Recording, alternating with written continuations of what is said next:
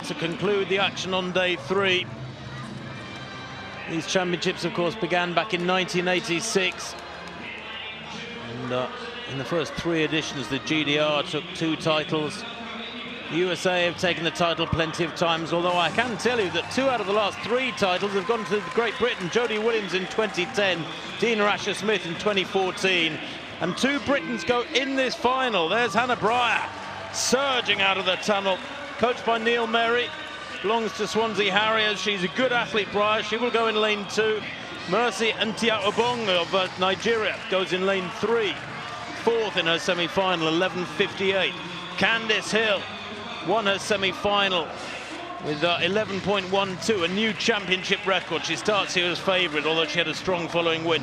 Khalifa St. Fort, coached by Atto Bolden, silver medalist in the World Youth 100 last year. She goes in 5. Eva Svoboda, listen to the roar for her in front of the home crowd.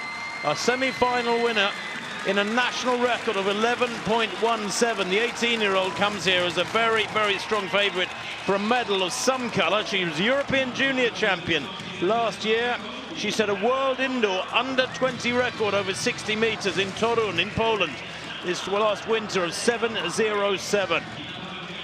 Imani Lara Lanzikot of Great Britain goes in lane 7. The Sutton District 18-year-old will be beside Evelyn Rivera of Colombia. And Ima Isa Jassim of Bahrain goes in lane 9. Jassim, another former Nigerian, very powerfully built. So Britain with the only nation with 2 athletes going in this final. They are in lane 1, Hannah Breyer and Imani Lara Lanzikot in lane 7. Marley scores world record back in 77, 10.88 for the GDR. Well, I take everything that's got GDR beside it, and results and records lists and rankings with a pinch of salt. I'm afraid that is more than they deserve, probably. But there is the lineup, 8 athletes. Lanzikot in lane 7, well, a very good athlete, coached by Jonas Twaiduru, previously by Lorna Booth and Joseph Felix. Won a heat in a personal best of 11.17. A lot of attention, of course, will be focused on Svoboda here, who set that national record in her semi-final, 11.17. She only lost 1 race all last winter. She came here as world number 3, but now she's world number 5 after some fabulous running in the semi-finals. She ran in Amsterdam last week, but only in the European Championship 4x100 metres races to keep her powder dry, so to speak, for this week's campaign.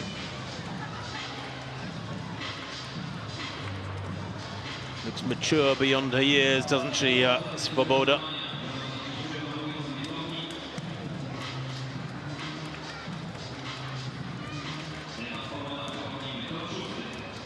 Hannah Breyer, well, 3rd in her semi-final in 11.39. That was a personal best with a wind right on the limit of +2 meters per second. But she's done so well to get through to this final. The American youngsters shy and retiring as ever. There is Breyer. Not an ideal lane draw, bring out on the outside of the rank. She goes in 2, the 18-year-old. A lot of people in Swansea will be rooting for her.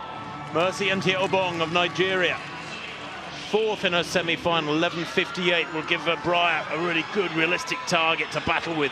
Candace Hill, championship record holder now after 11.12s, did the sprint double at the World Youth last year in Cali, set a world under-18 best of 11.08.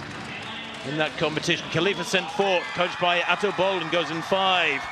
Then Eva Svoboda goes in lane 6. Listen to that roar. She's not a shy young thing either, is she?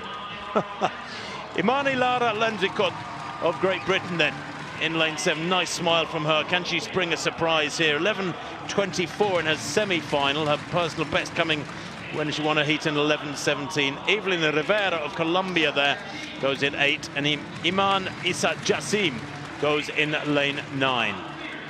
Bahraini in every respect an outsider with 11.58 in her semi-final. Well, Dina Asher-Smith won this title 2 years ago in Eugene. Jodie Williams back in 2010 taking gold as well. She added a silver in the 200 to that, did Jodie Williams, and back in 2008 Ashley Nelson took a bronze. So Great Britain have a good tradition in this event.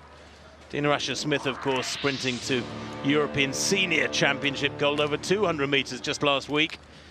A couple of weeks ago, I suppose now.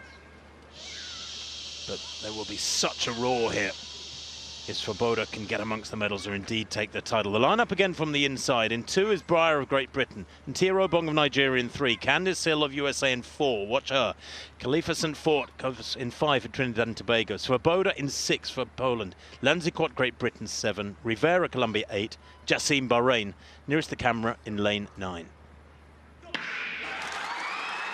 Well, St. Fort keeps very low indeed. Svoboda quickly leading at the moment, but going well at the moment is Candace Hill. Candace Hill and Svoboda battling at the moment. Hill's going to take it. Svoboda's second, St. Fort third there. That's the 1, 2, 3. And the championship record has gone again. 11.08 with a marginal following win, plus 0.9. There was no denying Candace Hill there. A championship record at 11.12 in her semi-final. That with a maximum legal lead wind behind her. But there, 11.07, Martin.